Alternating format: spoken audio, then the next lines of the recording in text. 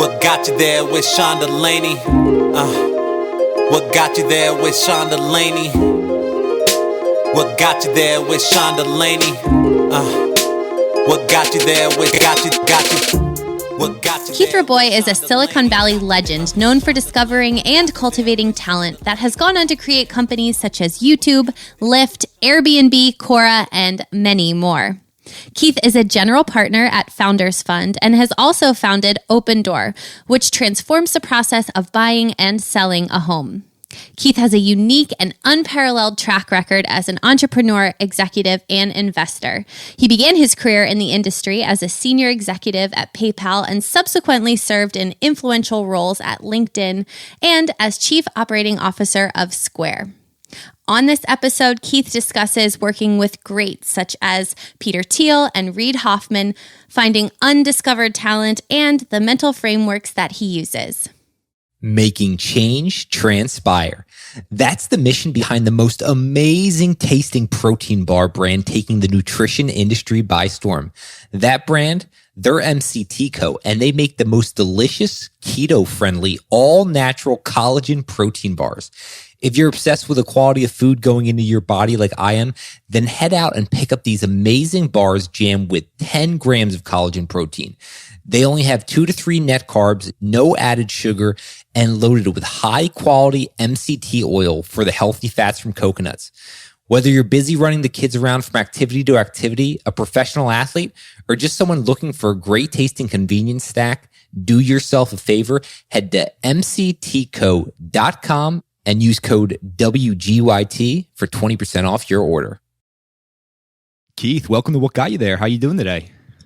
Great. Thanks for having me. So let's get the momentum in this conversation going here a bit. And I'm always curious about how people get the momentum going in their day. So what's the start to the day look like? Here we are Monday morning. Anything in particular you like to start with? Yeah, I start usually with a workout, high intensity training at typically 7 a.m. So I roll out of bed, rush to my workout, and then, relax, read Twitter, shower, and, start focusing. I'm assuming you say roll out of bed. So is short or sleep a huge indicator of overall success for you? Yeah, I've been obsessive about 8 hours of sleep, the importance of sleep, all of my life, actually. There's a book I highly recommend people reading called Why We Sleep by Matthew Walker that will literally transform your life. Like once you read the book, you will change all behaviors in your life to focus and obsess upon sleep.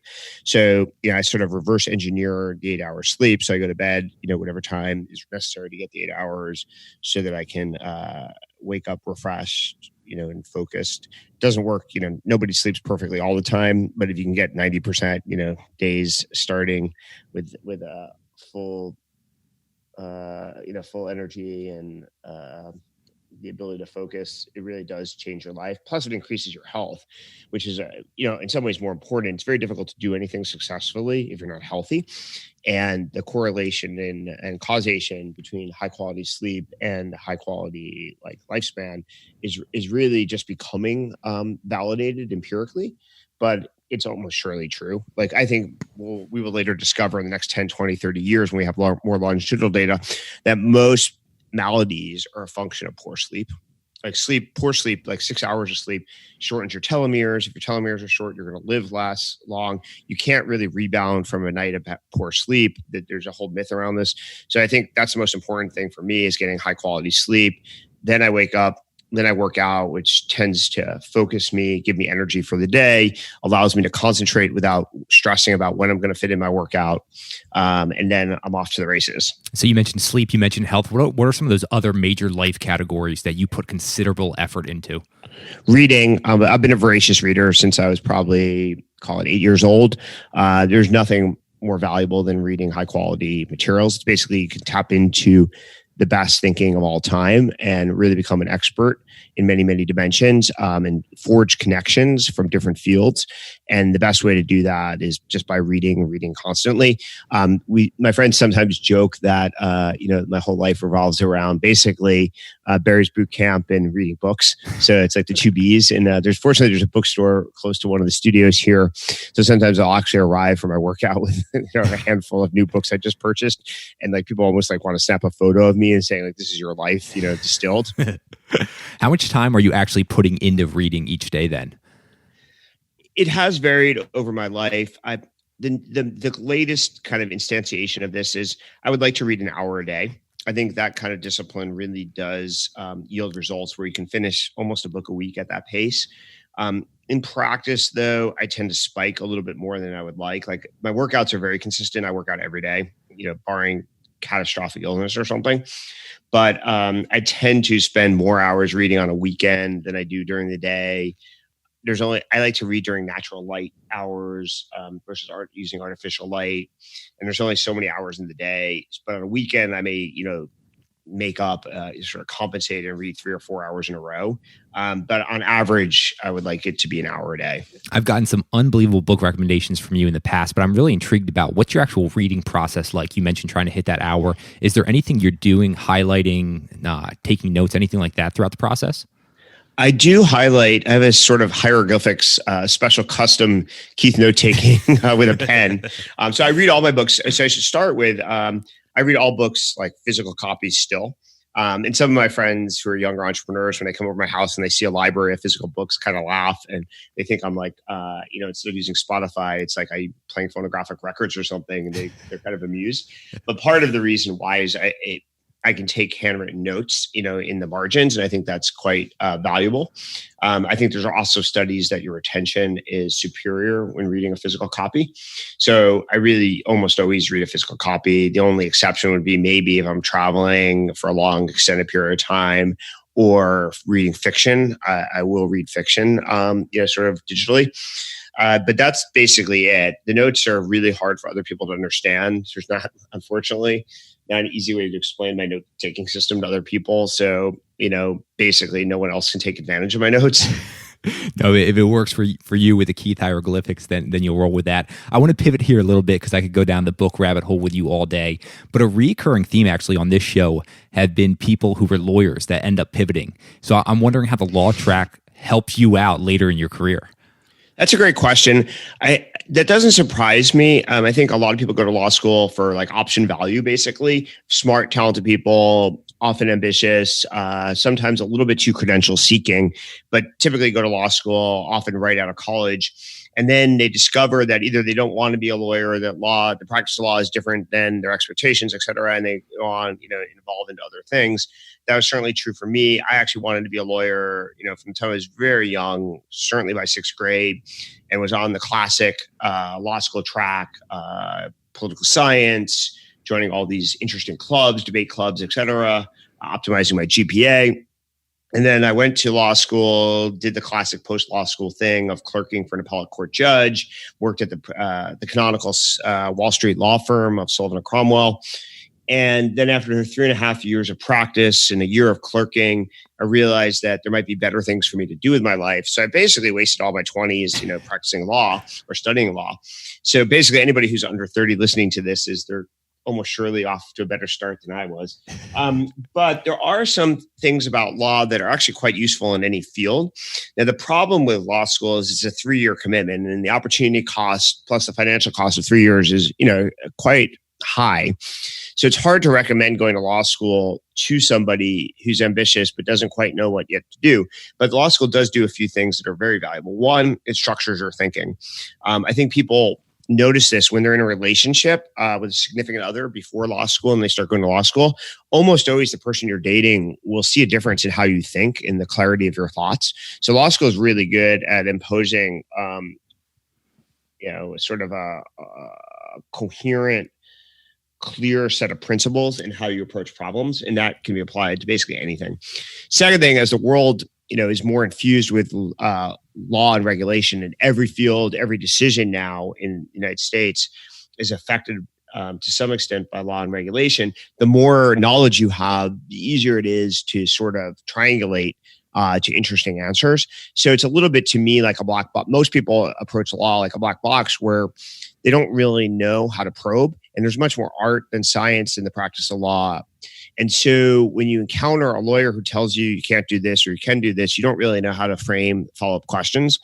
It's a little bit analogous to going to a doctor where you don't have much context about medicine. And the doctor says, this is what's wrong with you and this is what you should do.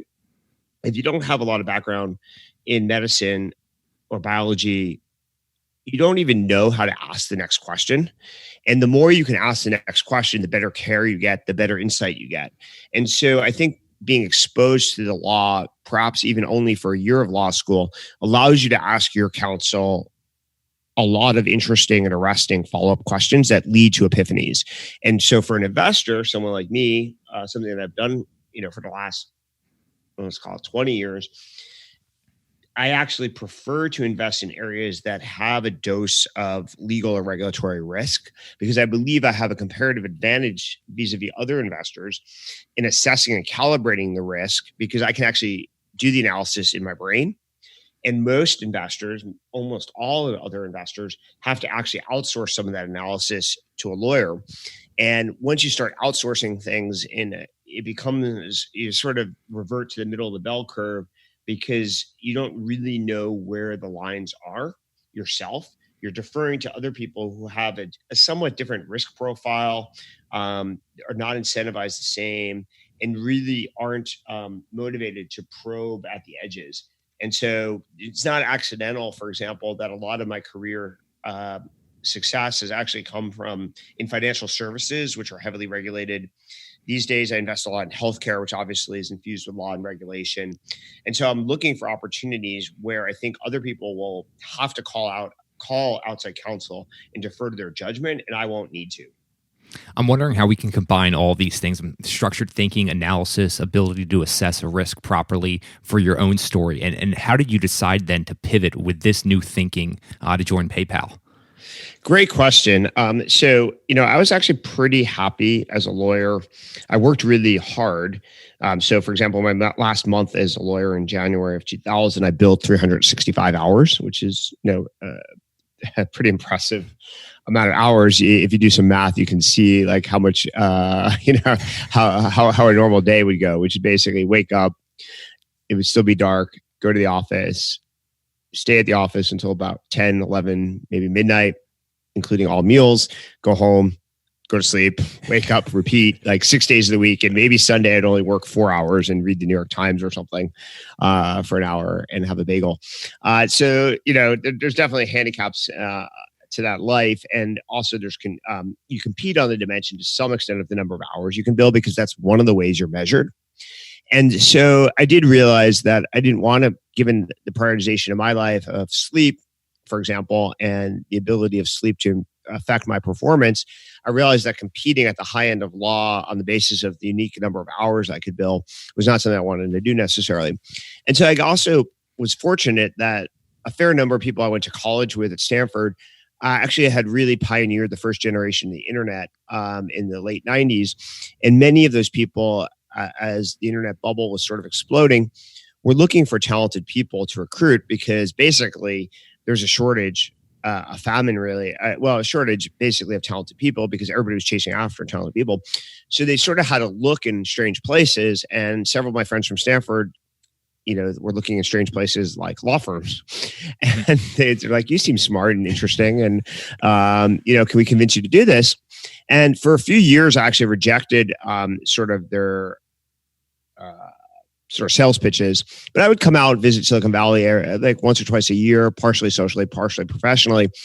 And eventually, one of my friends was talented enough, sort of persuade me that this is really what I should be doing with my life. And so I sort of just decided one day to really roll the dice and said, this looks interesting. I'm kind of interested in a new challenge. I like the basis of competing on the basis of merit and not hours. I also liked law is kind of regimented, has a lockstep progression on compensation. So you're like a first year associate or second year associate, a third year associate. That's your full identity. And those people who believe in merit and differentiation and compensation usually struggle with this. So some people opt out. Transactional attorneys often go to investment banking because they have more differentiated compensation. But for litigators like me, there wasn't an easy path to do something like that. So I decided, kind of quick cold turkey, and do things incredibly different, and learn this business stuff. I also remember kind of watching a lot of classmates of mine from Stanford doing quite well on the internet, and thinking, wow, they didn't seem that impressive in college. I should be able to do that. So a little bit, the grass is greener, like that looked easy, which it truthfully is not.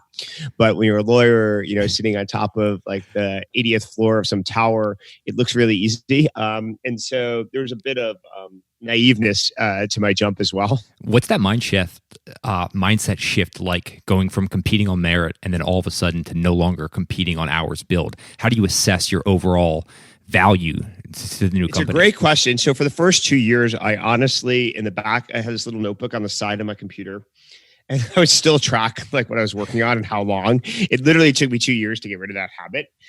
So it's that deeply ingrained. So that was a big problem. Second thing is I actually knew I would be successful when I would finish some meetings with external folks, because I mostly did business development, which is meeting with partners and potential partners. And there was this transformation when everybody went from guessing that I'd been a lawyer to being shocked when they found out I was a lawyer. And once the shock part hit in, I was like, wow, I had this, true epiphany that I'm actually making it. Because back then there wasn't like a LinkedIn profile. You could just look up somebody easily, unless you were super senior or super famous. There wasn't really a way to figure out someone's bio. And so when people would find out that I went to law school and they'd look up and say, no way, then I realized I was on the right journey. But the first year or two, everybody could guess I had been a lawyer. Part of the reason why is you're so well trained in law school to identify problems and risks. So the classic, exam technique that almost all law school students sort of suffer through is what's called issue spotting. So you're given a fact pattern, like a real world, pseudo real world situation. And your goal in the essay, in the exam, is to identify all the potential legal risks and then resolve them, basically meaning explain like what would happen if this was litigated. And so your mind is trained to identify everything that can go wrong. Of course, that's not really that useful for building a business. There are parts of that process that are useful for building a business, but the real art in building a business is figuring out how to solve the problems, not identify them. So that mental transformation, I think a lot of law students / lawyers struggle with if they transition into sort of a risk-seeking career, because it's a very different mental mindset. I want to hit on that mental mindset of you for a second that you mentioned a minute ago about knowing you'd be successful after about 2 years. What was the narrative like in your head when you were a lawyer? Did you think you'd become one of the best lawyers in the world? Yeah, I was doing very well as a lawyer. I mean, I clerked for an extremely well-known federal appellate court judge, which is the classic career path for a high-end lawyer. Then I worked for what anybody would rank as the top 2 or 3 law firms on the planet. And I was doing well. I was like a 5th year associate. So that's about 2 or 3 years away from becoming a partner. I actually had been honored as one of the top 4 lawyers under 30 in the US by this kind of cool organization. So that's one of the reasons why it took me almost 4 years to quit. My friend Peter Thiel makes fun of me all the time because he actually was a lawyer. He went to law school and practiced law at the same law firm I did. And he quit after 3 months and 5 days. It took me 3 years and 5 months. He still introduces me as this is the greatest character flaw. It took Keith 10x longer than me to figure out law was not the right future. So yeah, literally today he would still introduce me that way. So in any event, I was pretty happy and was doing well. In fact, the biggest hesitation I had in jumping into the business world and the startup world particularly was, would I be able to be good enough to be very successful? Not that could I get a job and not would someone pay me? That was pretty obvious, but more that could I be the top X%, 1%, 10%, whatever it is. And so to try to figure this out, I fortunately had a very close friend of mine from Stanford who had been very successful in the first generation of the internet. She was a 22nd employee at Yahoo and been, done phenomenally well. So I called her up and basically said, do you think I should do this? And she said, absolutely. You'll be happier, blah, blah, blah. Walk me through all the reasons. And then the final question, I remember actually looking out from my office in New York City over the World Trade Center at the time and asking her the final question, says, do you think I can be the best at this? Do you think I can be the best in the world at this? And she responded quickly, immediately and said, absolutely. So I hung up the phone, said, thank you very much. Hung up the phone, called my friend Jeff up and said, I'll do it. And if she'd give it, truthfully, to this day, if she'd give me any other answer, I never would have done it. That's absolutely fascinating. I'm curious today then, after 20 years in this business, how are you assessing your success? You know, you look at it different ways. I mean, the good news about as a venture capitalist, good news and bad news is there's a very clear metric that you're gauged on. It's like dollars invested and the returns you create. The problem is, of course, that lags, and it lags by like a decade. So, you know, when I'm retired in whatever, 10, 20, 30 years, whatever it is, there'll be some number and it'll be a factual statement of how well I did. But that doesn't help you every day make, decisions. But there isn't one empirical metric. It's the only metric that, you're really gauged on as a VC. So I use other metrics in the short term. One is the number of people, because it allows me to fuse, this next metric allows me to fuse my operating history, which is really 13 years of my career was running as an executive, entrepreneurial, high growth startups, and my venture capital career and my angel investing career, which is the number of undiscovered talent people that I was able to help, mentor, be a consigliere to, that turned out to be incredibly important to the world, meaning like I was able to propel them, to enable them, to give them fuel to create something that changed the world. And so I track the number of people that I've been able to help, materially transition themselves. That's the most important thing. It's the most important driver. The second thing is ultimately measuring companies that matter. How many companies can I help in one way or the other that actually transform an industry or the world? And so, I track that, and you can usually tell that before the 10 years or 20 years or 30-year horizon. Like I can tell you which of the companies I funded in the last 5 years are going to be transformative, maybe not perfectly, but plus or minus already. And so that's how I measure myself today, is the number of unique people I can find that are sort of undiscovered, that I can help, and then B, the number of transformative companies that I can be, an influential component in their success. Yeah, I mean, finding unusual advantages in people is one of the things you're known for. What about the unusual advantages in yourself? If someone else was assessing your talents, what would they be saying? Well, the number one is being able to find people, who are, call it 19 to 28 years old, that other people don't know about yet, that haven't had success yet, and be able to project their rate of growth and their future potential and help them along the way. That's by far been the most important thing is my executive career, is be able to identify, recruit, and mentor people like that, be able to invest in them as angels, or now as venture capitalists and join their board and play officially the consigliere role. Number two is as an operating executive, I think the ability to understand what I call a business equation. And sometimes people use the jargonistic term of strategic as a substitute, but basically it's being able to understand how the levers of a company all relate to each other. And so there's variables A, B, and C, and how there's an equation that yields success, but the weighting and the connection between the variables, being able to diagnose that, articulate it, and teach it, is pretty fundamental, and allows you to scale an organization, allows you to diagnose what's working, what's not, allows you to see when you're hitting a barrier, potential solutions that other people miss. So I think that's been a massive ingredient in my sort of success as an executive, and hopefully I've been able to sort of communicate that somewhat through osmosis and somewhat intentionally to entrepreneurs I work with.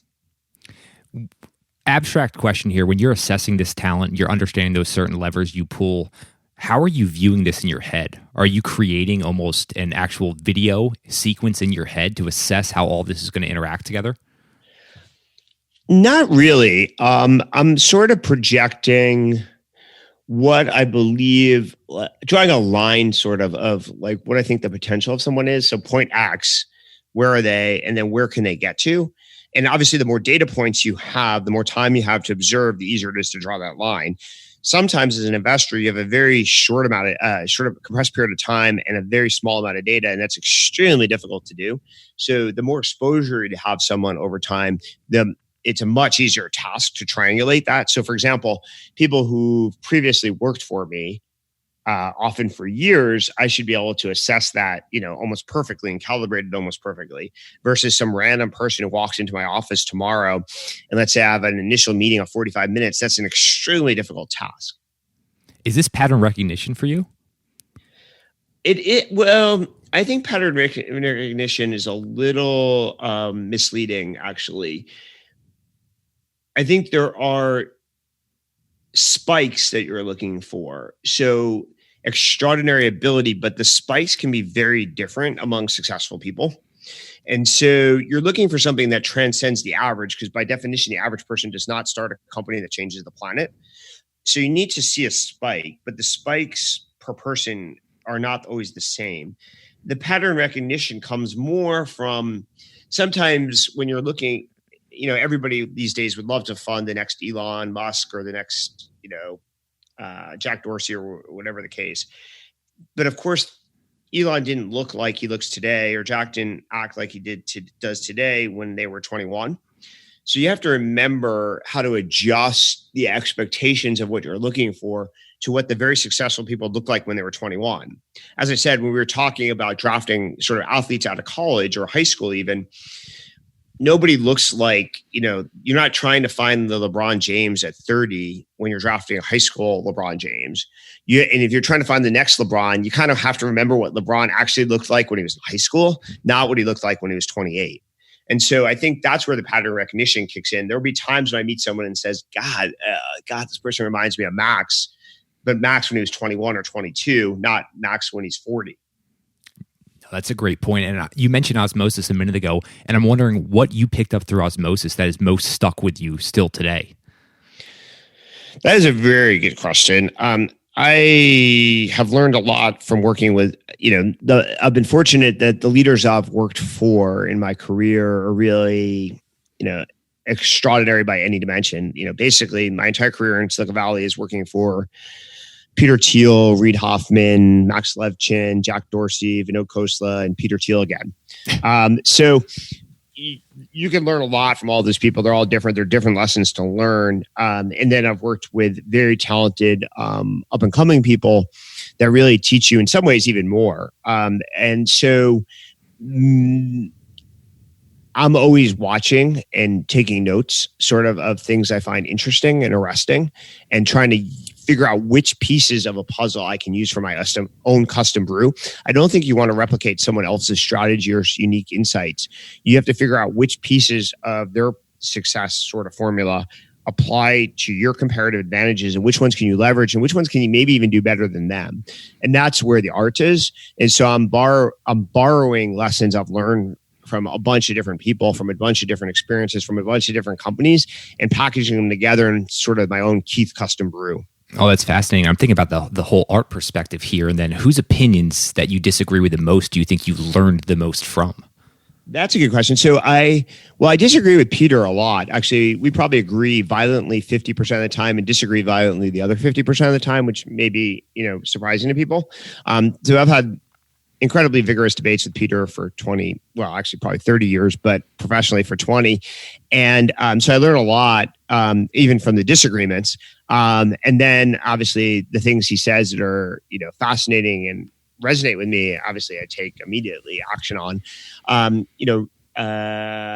probably did actually, that's probably true for all the people I've worked with. There are things you learned a lot. I agree a lot with Vinod's philosophy of startups, building companies, entrepreneurial journeys.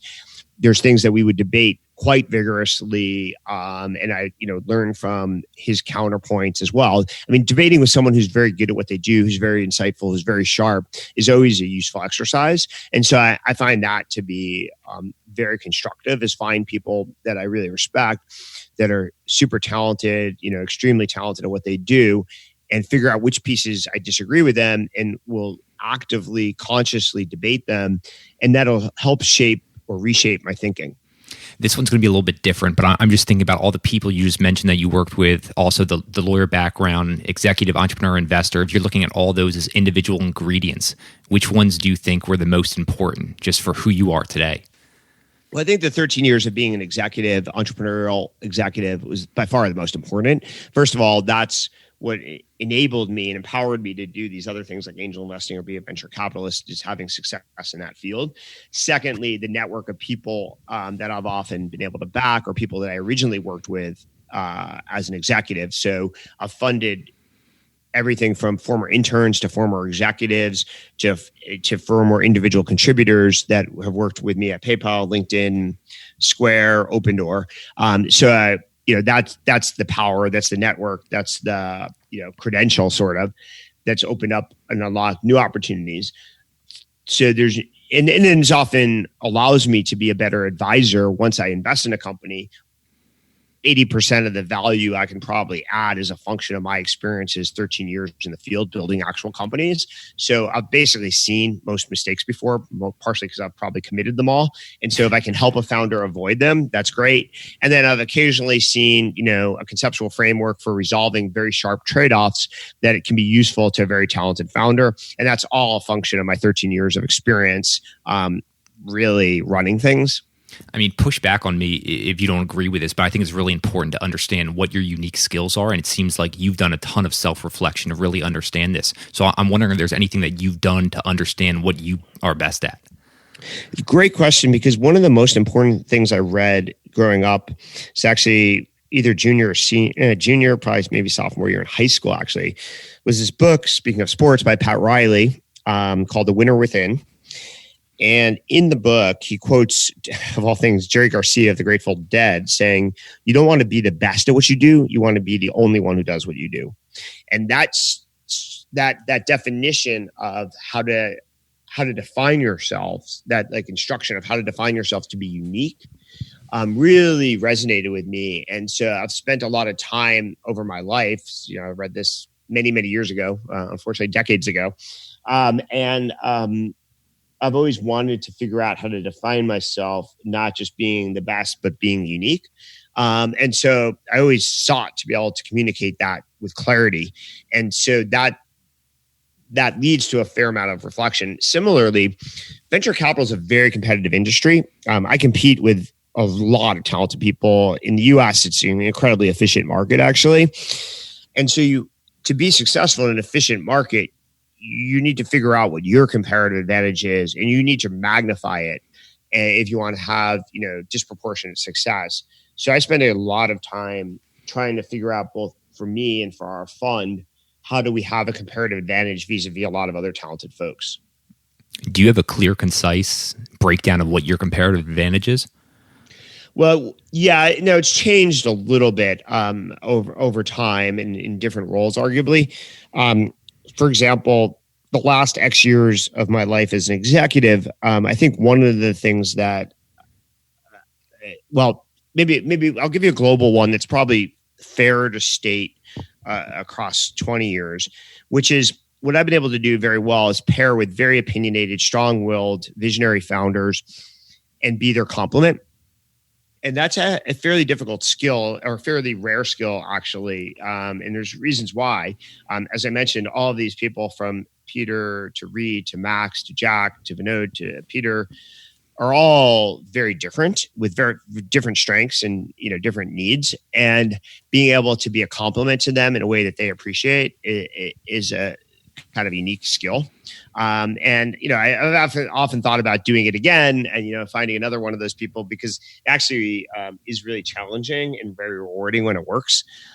So that's one that's probably been consistent. But let's say as an example, the last 4 or 5 years in my executive career, I was able to blend what might be called design thinking with empirical analysis in a quite interesting way. So the way I would describe this is, even though as a business person, most of the designers I worked with would really appreciate my feedback, and being able to work with first-rate designers as a quantitative empirical thinker with a business and marketing mindset was pretty rare, actually. It was a significant compliment when a designer would come up to me and ask for feedback, and especially once in a while, a designer would say, "You're like the only business person I like." So I tried to be able to marry those two things, and that's not that common. So let's talk about the marriage of that then. So I'm thinking about just your overall idea generation process. You hear about a business, you're vetting it through. What does that look like for you then, the marriage of those two? I don't actually do a lot of top-down thinking of interesting ideas that would be great businesses. I'd say that happens for me once every 4 or 5 years, which is a very slow pace. I have friends and colleagues who seem to have good ideas every week or every month, or certainly every year. That's not me. I'm a better filter of other people's ideas than I am a generator of my own.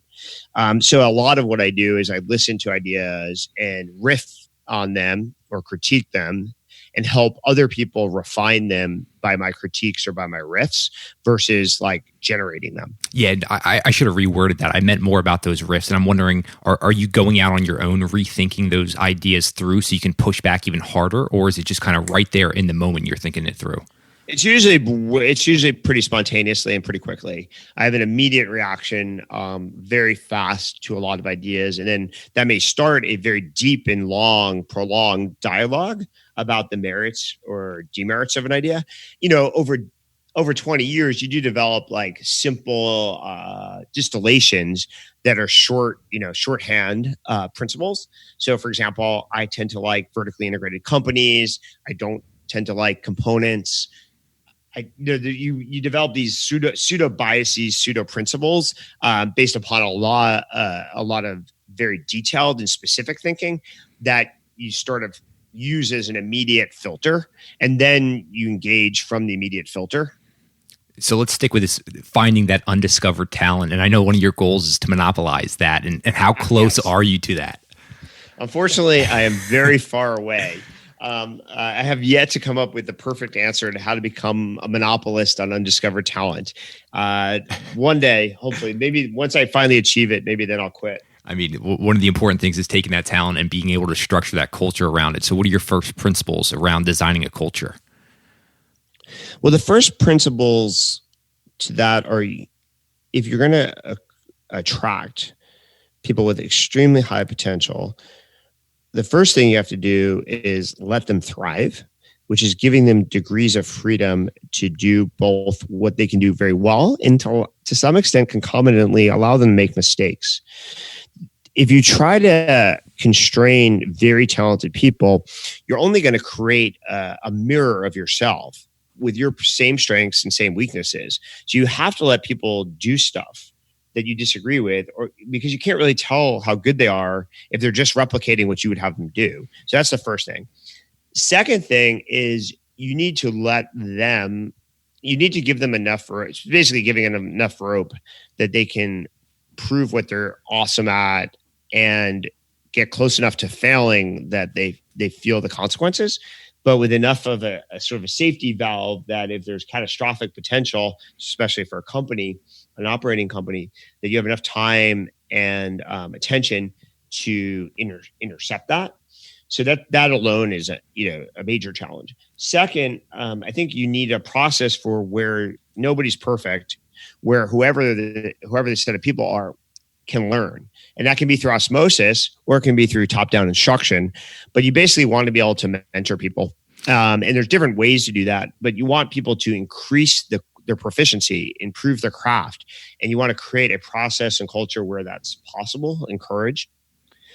So for example, one of the most important lessons I learned when I was a law clerk, so right out of law school, when I was like 25 years old, was the judge I clerked for sat us all down, and she basically explained that my job and our jobs, so I had two co-clerks, was to not allow her to make a mistake.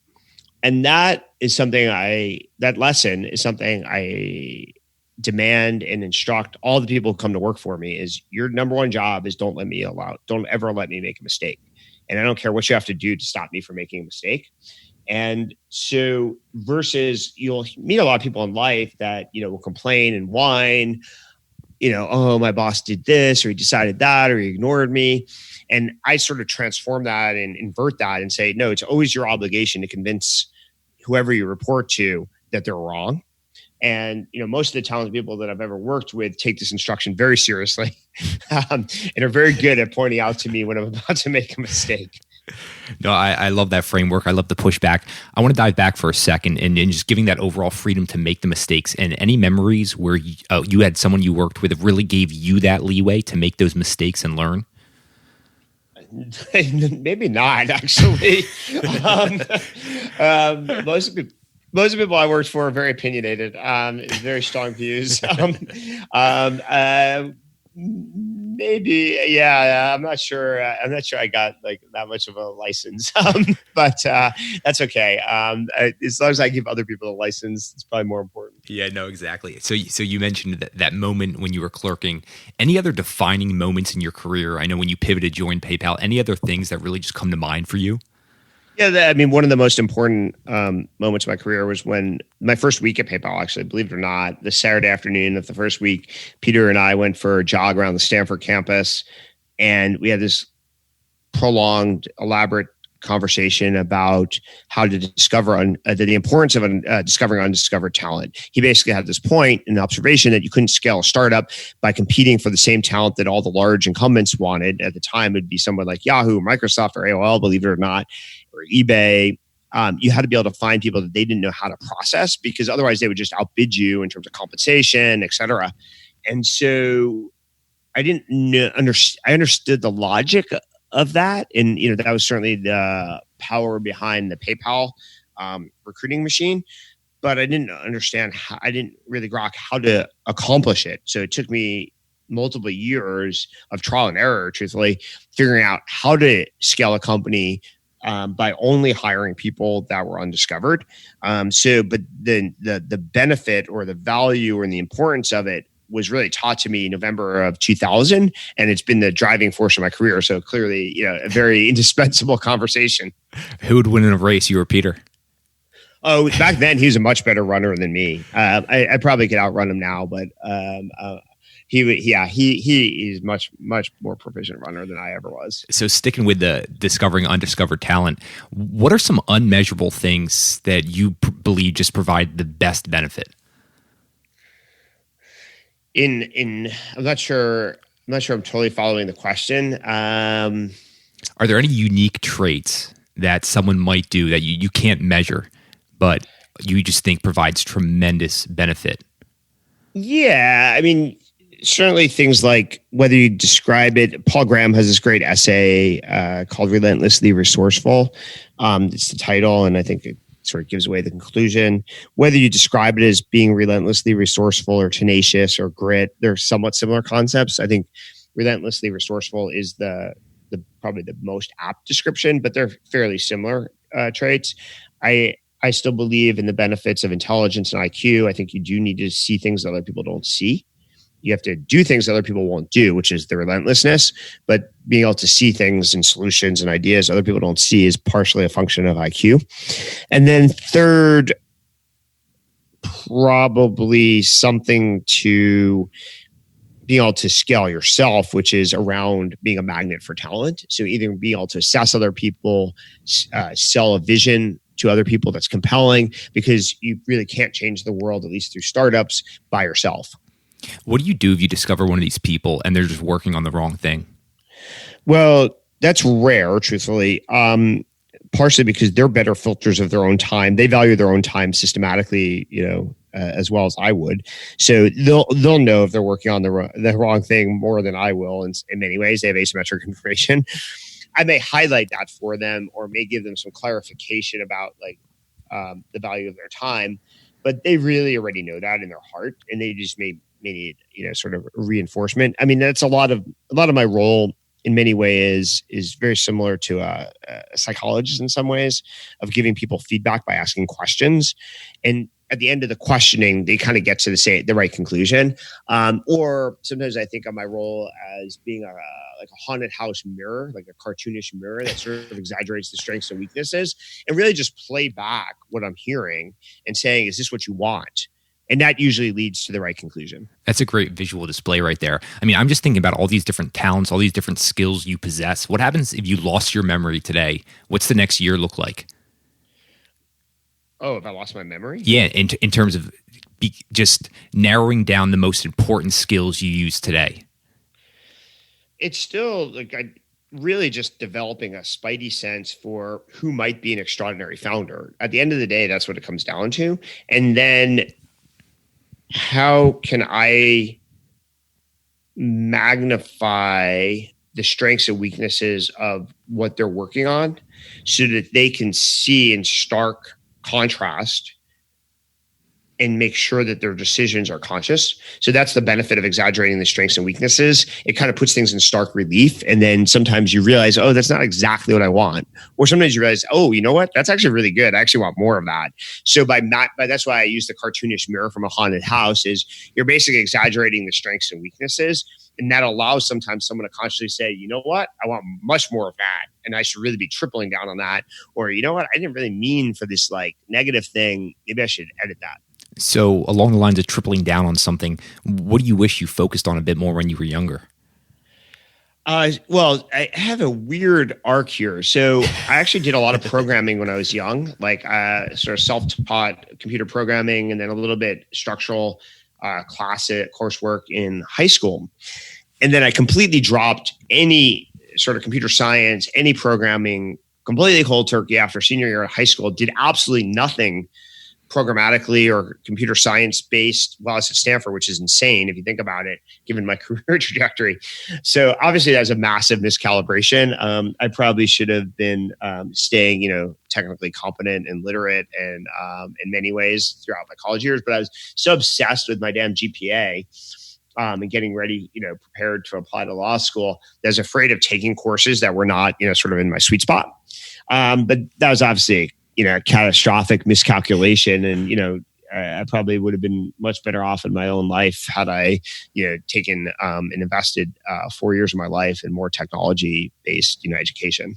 You mentioned not in your sweet spot. I'm always trying to find different ideas, different ways of thinking that are not in my sweet spot. Any books that most likely 99% of the listeners have never heard of, but you think just really stretch your mind? Oh, absolutely. One good thing is if you go to my Twitter feed and you click on the media link, I have way too many tweets for anybody to read, so don't try that. But if you go to my media link, almost 99% of my media link are just photos, images of either the cover or interesting pages from books.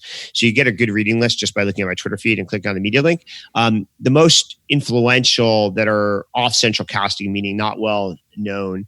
My favorite is called The Upside of Stress by Kelly McDougall. She's a professor at Stanford. That really will change your world in every possible way. Almost everybody's taught that stress is bad for them, it causes health issues, happiness issues, all that stuff. It's completely false. You want more stress in your life with the right mental attitude and you will live longer, happier, be more successful. So that by far. From a management perspective, there's still only one book. It's called High Output Management by Andy Grove, written in 1982. It's still pretty obscure. It's had a renaissance. It was out of print for a while. No one read it. Versus some of his other books, which are bestsellers, but highly, highly recommended. It's still the Bible, still reread it. I still find the story of Apple very inspiring. So I go back and read The Little Kingdom or The Return to the Little Kingdom. There's a revised version by Mike Moritz that inspires me. And I always find new lessons in reading about the creation of Apple. I love, as I mentioned, Why We Sleep, which for some people will be, revolutionary. So there's a bunch. And there's different fields where I find like contrarian things. I think there's some great books written about immunology in cancer, which really a radical set of principles that for the longest time we really suppressed the right way to treat and address cancer. And almost for political reasons, we're too engaged in chemo, radiation, and other biological, pharmaceutical approaches, where there's a much more natural way to cure and arguably prevent cancer as well. And that's, starting to becoming the mainstream thought now, but there's a couple of good books you'll see in my feed about that. It's a fascinating topic. Yeah, I'm definitely gonna have to dive deep on that, something I haven't done yet. What about, is there a person or a topic that you've never read a book on that you wish there was a book around?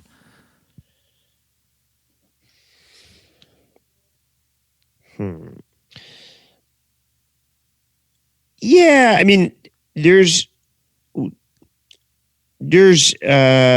couple, I guess, where there's decent books, but not as many or not as insightful as you'd hope.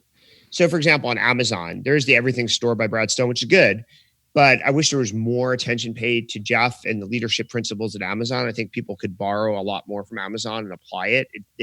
Amazon really runs their company very differently than the proverbial Silicon Valley companies, like particularly Facebook and Google. And I think the lessons from Amazon are arguably more scalable and more interesting. And I wish there was more written about it. There may be over time.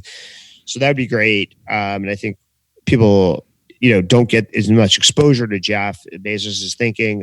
He doesn't speak that much publicly. He does in private forums, but he's not on stage all the time. So you don't get a feel for what's made them so successful. And it's a lot of their philosophy is fairly counterintuitive.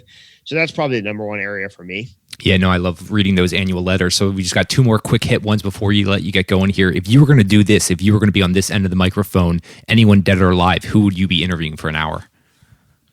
Oh, wow.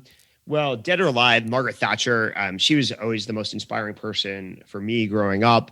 I've read, her biography, two biographies or autobiographies, and I just find her to be the most impressive person. Fortunately, I got to meet her once, and it felt like meeting God. It really did. Like there was just like aura around her that I've never met with any other person in my life, and I've never replicated with any other person in my life. So by far, that would be my number one choice. All right, and I lied. Is there one other person who would even be a 1B to Margaret in terms of just having that aura? No. Off by an order of magnitude. I've never had anybody else walk into a room and think I was in the presence of some divine intervention. So, maybe I haven't had enough exposure to different people, but no, it was surreal, actually. This was like about 1989 or so, and just magical. No, I think that answer even speaks higher to that. So final one right here. When was the last time you were truly shocked by a performance you've seen? This could be a creation of art. This could be a sport. This could be a theatrical performance. This could be someone in business just doing something incredible. That's a great question. Well, in sports recently, this would be a mundane example, but it's like sometimes the details matter and they're really small performances are what's most impressive.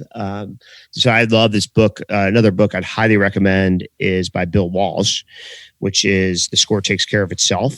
And the basic philosophy is that you don't look at the output. So like winning a football game, you look at the inputs, and the inputs, you try to do everything perfectly, precisely. And if you do all the inputs better and better and optimize all of them and are always doing them relentlessly perfectly, eventually you're going to win football games. So the score takes care of itself because you've done everything else perfectly. So an example of this, and I highly recommend it to entrepreneurs, I think it's an excellent instruction manual on how to build a company and how to build certainly an Apple-esque style company. So we had everybody, for example, read it at Square. I've been just obsessed this season watching the footwork of this receiver for the Dallas Cowboys on the sideline, Amari Cooper. And it's just unbelievably off the charts what he consistently can do. Like you will watch wide receivers play football for 10 years and they may have 1 to 3 catches in their career that are comparable in terms of footwork, meaning keeping their feet in bounds, to what he does per game. And it's just orders of magnitude better than anything I've ever seen. And the amount of effort, practice, precision that goes into that must be incredible. And so that, has been striking to me this year, really, just watching it and noticing the frequency and consistency. It really reminds me of the book, The Score Takes Care of Itself. It's like a micro example of a macro point that is a scalable way to build organizations. In a philosophy of life in some ways. I love these conversations so much because there's little takeaways like that I would have never thought of. So I cannot thank you enough for joining us on What Got You There. We've got a lot to link up. Where else do you want the listeners staying connected with you? Well, Twitter is the easiest. I tweet interesting things that I find, some interesting or provocative ideas. That's probably by far the easiest way to stay connected. Fantastic. Well, thanks again for joining us on What Got You There. It's been a pleasure. You guys made it to the end of another episode of What Got You There.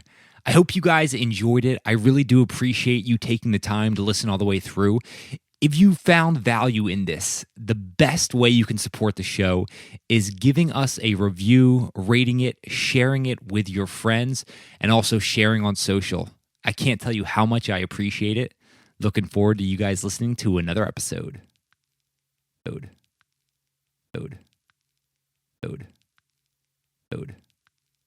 Ode.